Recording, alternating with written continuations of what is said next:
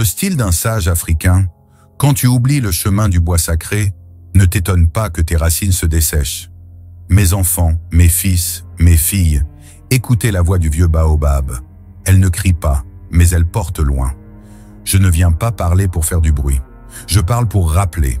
Je parle pour réveiller les oreilles qui ont oublié d'écouter et les cœurs qui ont oublié de croire.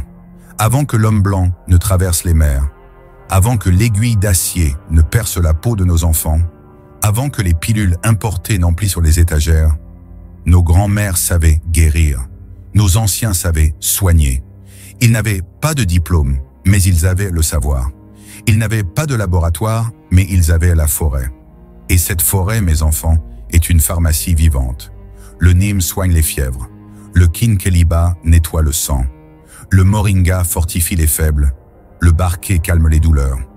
Et le souffle du guérisseur, plein de prières et d'herbes brûlées, peut parfois ramener à la vie ce que la science croyait perdu.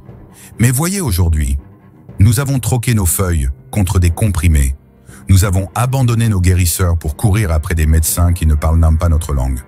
Nous avons laissé les savoirs de nos ancêtres dormir dans les tombes, pendant que nous louons tout ce qui vient de loin. Mais un arbre sans racines ne tient pas debout. Ce n'est pas une question de rejeter la science des autres.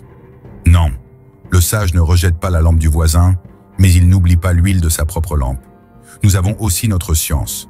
Elle est ancienne, elle est profonde, elle est efficace. Elle a juste besoin d'être écoutée, protégée et transmise.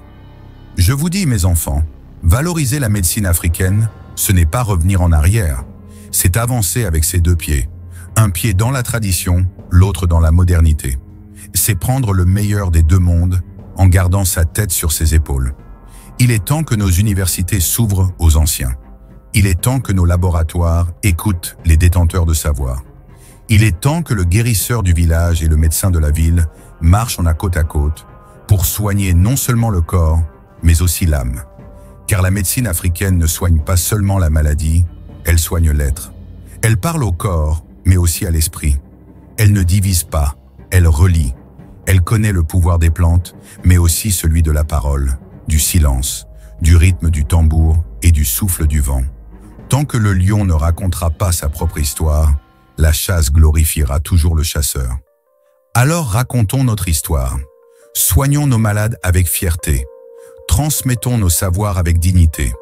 Et marchons, la tête haute, vers un avenir où l'Afrique se soigne avec l'Afrique, pour le bien de tous ses enfants.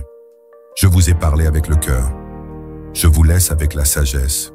Que la parole du vieux trouve place dans la case des jeunes.